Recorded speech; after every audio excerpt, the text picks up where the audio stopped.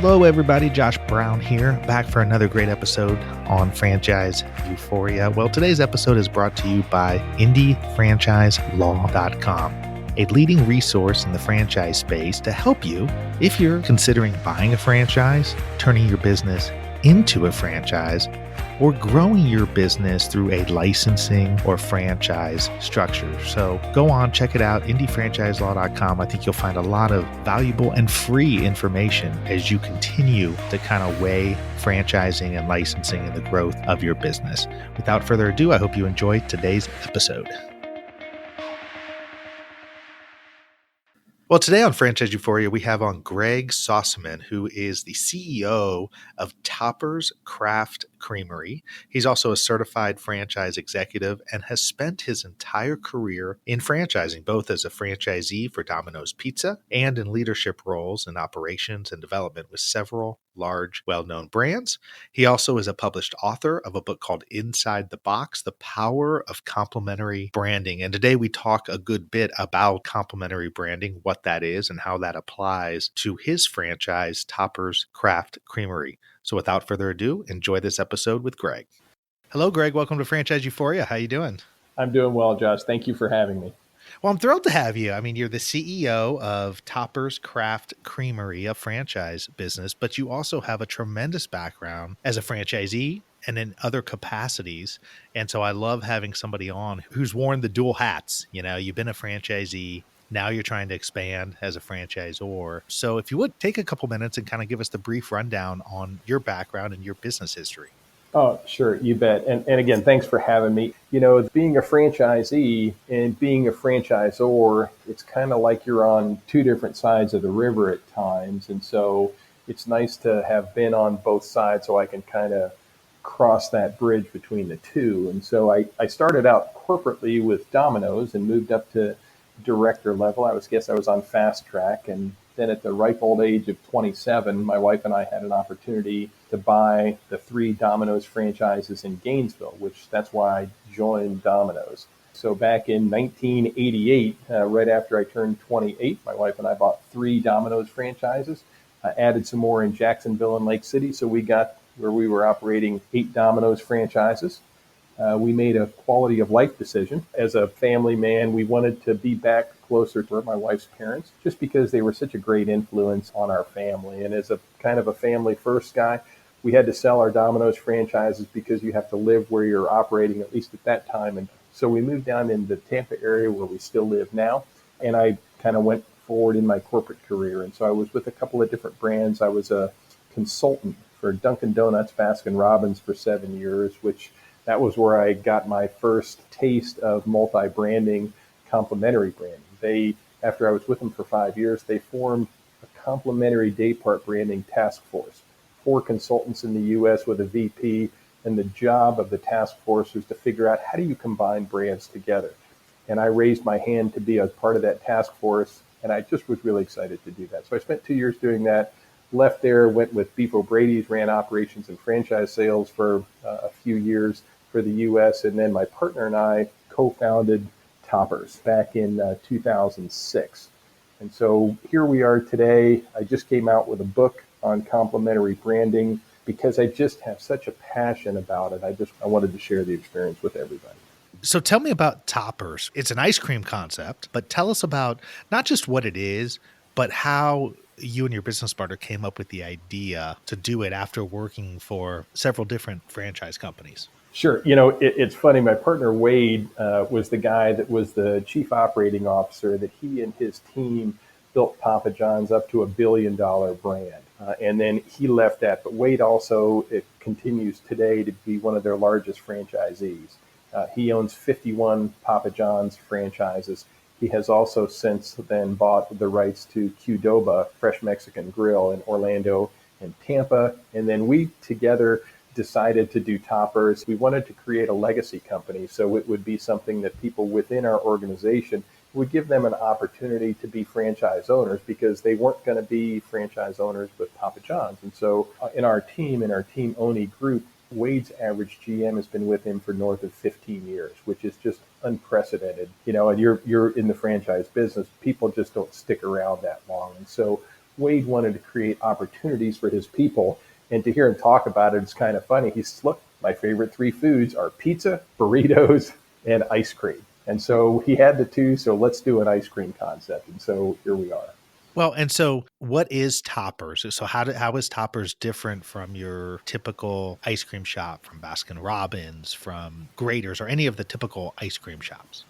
We are a soft serve frozen custard franchise. And so it's the frozen custard that the Core brothers founded on the boardwalk on Coney Island back in 1919. And we saw soft serve as a category that when you look at the appeal, and we found these numbers out a little bit later, but just our senses told us that soft serve was more an appealing product than the hard pack. And we have since found out that 70% of the ice cream that's consumed outside the home is soft serve. And then we looked at the brands like the McDonald's and the Wendy's and the Chick-fil-A's, and all of them are carrying a soft serve ice cream product. It's not a yogurt. And so we initially thought, gosh, freestanding drive-through locations, we do, and we have 7 of those. And that's what we started with. But from day one, because of my experience in complementary branding, we had engineered Toppers to succeed specifically as a co-brand. And so, but we thought, we'll roll that out later. And so we were going along, and one of the things we've learned is that the reality of today is, with the cost of real estate, a freestanding ice cream only brand is not a great business model. And so even some of the nationals that are, some of the national products that historically have done freestanding ice cream only shops are really going non-traditionalist. The Haagen-Dazs of the world and Ben & Jerry's of the world are going into the college campuses and different than doing the freestanding or inline spaces that they used to. And so because we had designed Toppers to succeed as a complementary brand, in 2012, we opened our first one with Aramark as a partner inside of JP Morgan Chase in East Tampa. And we said, hey, let's see how it's going to work. And we opened up, and then we've gone from there. And now we're in several different locations. So what we needed to do is we've gone very methodically, I guess, is the best way to do it. So we wanted to make sure we had proof of concept and that this works and that it was always going to be successful before we started having people spend their own money in that way, because it's just probably a different motivation than most franchisors, where, hey, how many of these franchises can we sell? It's a cash grab. And we're just not doing that. We're looking to build a legacy company with a strong foundation. So everybody that opens this thing is really going to be in a good situation and has a really, really strong opportunity to succeed. Well, so you kind of snuck in there, but we're gonna go back to it. You snuck in there the complementary branding, sometimes known as fractional franchising, stuff like that. Explain what that is and why you are attracted to that model. I think the people that originated this were Starbucks. So if you go back and look, probably almost 20 years, Starbucks started a part of their company. It's called We Proudly Brew. And what they said is, when you look at military bases, and colleges and university campuses, and healthcare, and then the hospitality industry, they were serving coffee, and it was plain coffee, and it was what it was. And so they said, gosh, we have the operating systems, we have the supply chain, we have the quality of product, and what if we offered those in a unique way to those different venues? And so the on-site operator of the venue could operate their coffee. And that's what they did. So they started opening up the Starbucks We Proudly Brews all over the country in those venues. And that's exactly what we're doing. A recent example that I just got to tell you, Josh, I think is genius, is Pizza Hut partnered with Cinnabon. And so every pizza place on the planet that I'm aware of says, hey, we have dough, we can get sugar and cinnamon. So they take dough, they slice it into strips, maybe roll in a little bit of butter, put the sugar cinnamon on, and you've got cinnamon sticks for dessert. Pizza Hut recently contracted with Cinnabon. And so when you go to Pizza Hut's website and you order pizza or wings or whatever their offerings are, you can get a 10-piece cinnamon minis, the mini buns that they sell. And it's a Cinnabon quality product. And when you have two quality brands that work together, it's called the halo effect, where one brand benefits from the affection of the other. And gosh, Cinnabon is one of those. I think all of us have walked through an airport You get off the gate, maybe you're a little hungry, because you only had one bag of peanuts on the plane and you're walking down the terminal and you smell that Cinnabon and you almost got to have one. And so Cinnabon and their process is just genius. So they have a little frozen puck. They send a case of them to whatever Pizza Hut, and the operations people at Pizza Hut, they just take these little frozen minis out of the freezer, put them in pans. They put a lid on them. They put them in the walk-in cooler to temper. They thaw out. When they get an order for them, they run them through the oven at the same temperature and time as the pizzas get run through. They're covered. They come out. They put them in a box. They put icing on it, and it's this wonderful complimentary branded box. It's Cinnabon by Pizza Hut, and it's so simple. The cost, the incremental cost to do it in labor is literally zero, and the incremental cost of the equipment in that case is almost zero as well. So you're taking this wonderful brand.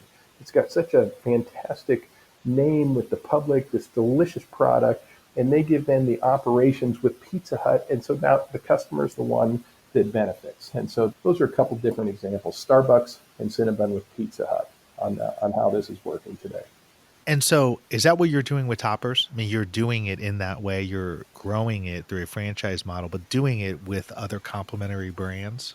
Yes, that's exactly what we're doing. And so we're in the lobby at the Wyndham Disney with Joffrey's Coffee, and we've been in there for a little over 4.5 years. We're in the little cafe in the lobby at the Drury Inns in the Disney lobby, and it's with their cafe where you serve the snacks and the little breakfast items and coffee. We're in the Tampa Airport Marriott lobby cafe. That's a Starbucks we proudly serve. And we have our Toppers Craft Creamery in there, getting ready to open in Port Canaveral. And so we're in with different venues, with Marriott, with the Hilton brand in Homewood Suites. And then we're also in with other brands. We are with Starbucks. We are with one Starbucks with Joffrey's Coffee. We're serving Cafe Bustelo, which is a J.M. Smucker's process, and that's on our location at campus at UCF. And so we are the soft serve, just like Wendy's does with their Frosty, and just like McDonald's does with their soft serve. It's just a complimentary dessert offering to go along with their primary offering, and that's what we feel the sweet spot is in the market.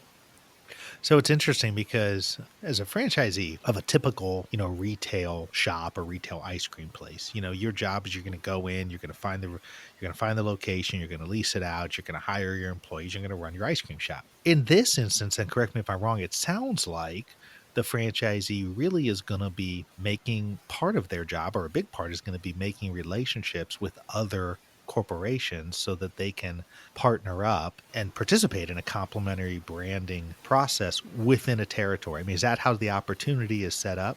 I think it's new enough right now that we're looking at this more of to do it on a national level, to be with a franchisor. And so I think from a standpoint of legal and the documents and the financial side of things, franchisees certainly can come through us and say, hey, we want to do this. And so, as an attorney, some different franchisors are going to allow that, others are not, to have that inside of their walls. And so we're looking at doing relationships on a national basis where we become an option for this operator, because the whole target of this, the core and foundation of this is how can we help the operator to make more money? And if we're doing that, the franchisor is going to make a little bit more money in fees because you have that ice cream. And even as a fractional franchise, gosh, if they're doing $1 million in their operation and they add even just 5% to that, well, if that 5% is highly profitable at 50 or 55 or 60%, it really makes a tremendous amount of sense, for that operator. And so I guess the other scenario is desperation. And so there are other brands that, the operators are running 80, 90 hours a week personally because they're just trying to do what they can to save costs and to keep their doors open. And so we're looking at that from both sides, but there's always going to have to be parent company knowledge of the host brand for parent company approval. Well, and I get that. That makes good sense. You're obviously, as you indicated, you're passionate about this. You even wrote a book about it, as you indicated, called Inside the Box, The Power of Complementary Branding. Talk a little bit about that and talk about writing that book. And why do you think it is that you're so passionate about it? You just think it's a really good, smart business model that a lot of people should pay attention to. Yeah, I do. And I think it's kind of funny. And one of the comments I made in the book is I kind of nerd out when it comes to complementary branding. And so it's almost like a puzzle. I think we like to be challenged all the time. And so the book just came out, Inside the Box, The Power of Complementary Branding. And it's more of a manual on how to do this. And so that's really the intent. One of the things that was fun about the book, and I got to tell you, Josh, he'd be a great guest for your show, is I was able to meet and sit down with Ed Rensi. Ed was the president and CEO of McDonald's USA. And so and the way I was able to track him down is I did research and I wanted to find out who was in charge when they added soft serve. And so McDonald's brought in soft serve in the mid 90s and then added McFlurry. And so I was able to track Ed down and I was able to get him to sit down and meet with me. And he was just very gracious in all the time that he gave me. And just kind of from that national standpoint, how do you go through this, this whole thing? And so that's what the book is about.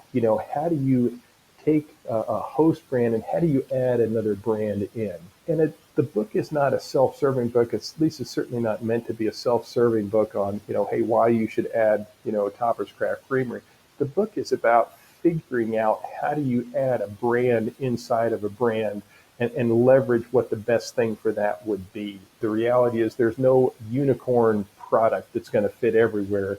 Maybe coffee or cookies are the two closest that I could, that I could think of. But really trying to start the discussion or to continue the discussion in a much bigger way on complementary branding, so we can help these operators, to really get what they're looking for, whether it's extra money to put their kids through college or the ability to retire a little bit earlier, or in some cases just to preserve their investment and keep the doors open so they don't lose everything they have. So what's been the biggest challenge that you've had thus far with toppers? I mean, has there been, obviously in every system, there's challenges, or as I like to refer to them, opportunities for success, whichever, whichever lens you want to use.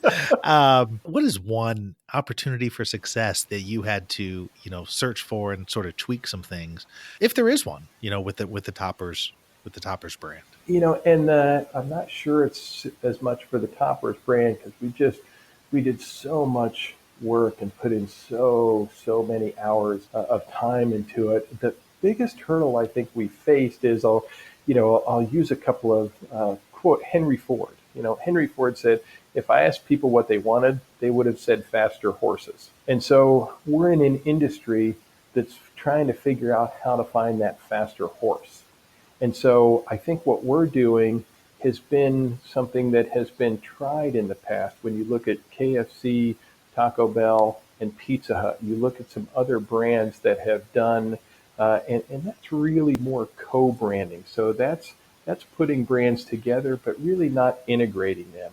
The key here is how do you integrate the brand? So you have to think Legos instead of blocks. And so these things have to fit together. So our biggest challenge, Josh, really has just been to get people to think a little bit outside the box. So that's actually why I titled the book that way, as a play on the thinking outside the box, and so it's, hey, how do I think outside the box, inside the box? And so for complementary branding, so I'll use maybe pretzels as an example. If you're whatever, name the brand, and you're doing $1 million a year in sales at a 2,000 square feet, the revenue per square foot is $500 a year. If you can add pretzels in there, and a pretzel oven is, a couple of feet wide, and maybe you've got another 2 feet of counter space for prep area. I was talking about the Pizza Hut analogy. The space to do that is very small. And so if you're an existing space, maybe you're a cafe in a lobby or in a mall or on a college campus, and you could add 4 linear feet of counter space, and that counter space is 2.5 feet. And it was doing, or I'm back to my other analogy, I'm sorry, the 2,000 square foot. If you could add that 4 feet by 2.5 foot, and maybe you only do 50 grand, it's just a small portion, whether it's pretzels or ice cream or smoothies or whatever it would be, if you're doing 50 grand in 10 square feet, that's 5,000 bucks a square foot as opposed to the $500 a square foot. And so it's how do you really drive up that sales per square foot without blowing out a wall, and really use maximum leverage for that space that you have and maximum leverage for the employees that you have. And so it's that complementary day part, Brad. It's for a sandwich space. It's that afternoon day part and that late night day part where they're really not that busy. And so how do you really make those day parts work for you to drive your sales up with very little additional costs? Well, it's interesting. As I'm sitting here listening to this, it seems to me at its core, you're really offering a brand an opportunity to add another vertical to what they do. Yes. I mean, in certain instances, it's like, hey, we're not going to expand your footprint. We're going to add another way for you to make more money in your existing footprint. And I think that's a really smart way to approach it. Thank you. And that's exactly right, Josh. And one of the other things I did is I got some other opinions. And so there are some just rock solid, smart people in the industry. One of the people that wrote for the book is a lady named Lisa Oak. And Lisa has her own advisory group, and she has subsequently taken the chief development officer position at Bigby Coffee. Lisa, at one point, was the vice president of a company called Franchise Brands LLC. They were a subsidiary of Subway. And so what Subway would do is Subway would either buy or contract with brands to allow the Subway operators to operate other brands, and particularly in venues like Walmarts and things like that, where they have that customer that wants more than just a sandwich. Maybe the customer that comes in there, they want a treat or a snack, maybe a pretzel or an ice cream or something, instead of a meal with the sandwich. And so Lisa did that. So she was familiar with how to integrate brands. And so I did some research, found Lisa. And so she wrote a piece about brand integration in my Ask the Experts chapter of the book. And so we tried to get as much information out there as we could to allow people to make the best decision and find what product might fit best for them at their location. And I think the reality is there's going to be several different solutions that are going to make sense. In some cases, there might be more than one that fits inside of a brand. Maybe smoothies and cookies fit in one particular brand on a college campus, and another brand that may be ice cream or coffee or both. But it's understanding how to walk through that process and ask the questions. And so the book really asks a whole bunch more questions, specific to what the operators and the brands are looking for than it does provide all the different answers, because the answers are going to be based on the brand and the venue and all that. Well, so in our final couple minutes together, I mean, you have experiences, as we've talked about, on the franchisee and the franchisor side. And many people who listen to this are either contemplating becoming a franchisee or turning their business into a franchise and becoming a franchisor.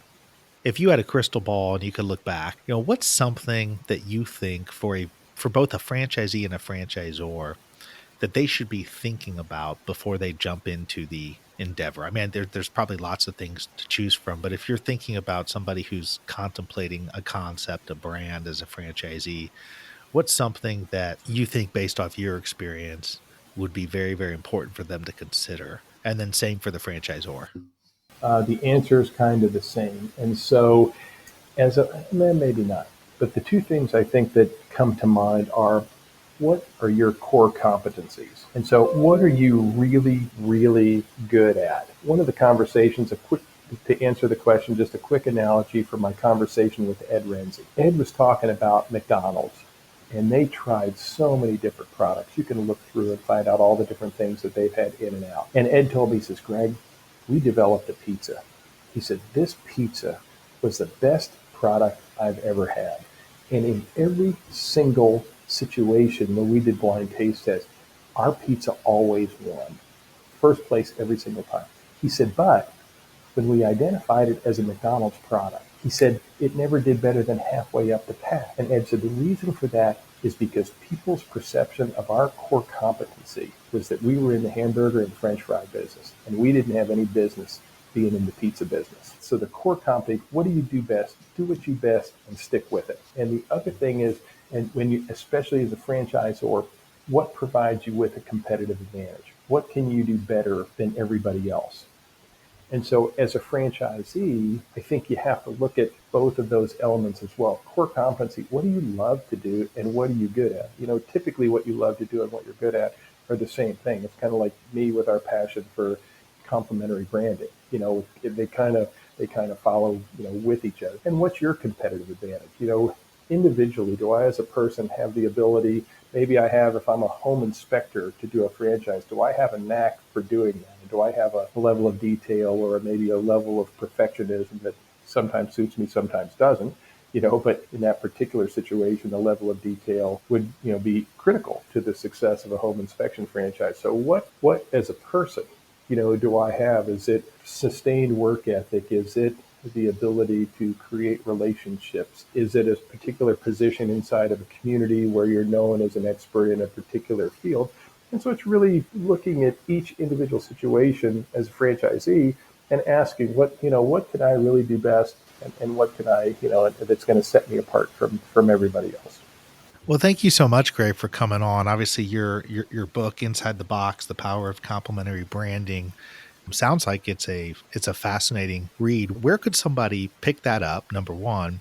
And then if somebody wanted to get a hold of you to find more about Toppers or just to connect with you, what's a good way to do that? The book is available on Amazon in both paperback and Kindle editions. I'm probably 60 to 90 days out from the audiobook format, so it takes a little longer on that. And they can go to our website, to topperscraftcreamery.com. That'll give you some additional information on who we are, what we're doing. There's an assessment on there that if you are determining whether this fits for you or for your brand, there's an assessment you can take, and my contact information is on there. And I welcome a call, whether it's to say, hey, does Toppers fit for us? Or if there's just somebody, even if you're in a completely different business and you like the topic and just want to talk to somebody to understand it a little bit better, or just to talk about it. I'm really passionate, as we talked about, on what I do. And so I'm open to a conversation with anybody who's thinking about this. And so I always like to meet kindred spirits or folks that are searching, and, we're all trying to be a little bit better tomorrow than we are today.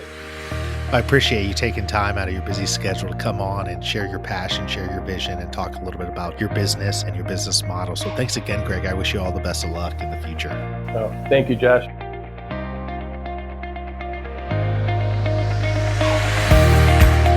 Thank you so much for tuning in for another episode of Franchise Euphoria. If you enjoyed this episode or have enjoyed the podcast in general, I would really appreciate it if you could go to iTunes and leave me a rating and review. It really helps to get this podcast out to more and more people. So the easy way to do it is go to iTunes and in the search box, put in Franchise Euphoria. You will then see my cover art, and you click on my smiling face that says Franchise Euphoria, and then click on the link that says ratings and reviews. It's that simple, but boy, oh boy, does it mean the world to me when people leave ratings and reviews. And like I said, it really helps get the show out there. Once again, would love it if you would go to iTunes and leave a rating and review if you enjoyed this episode or other episodes of the show. And until the next time, happy franchising.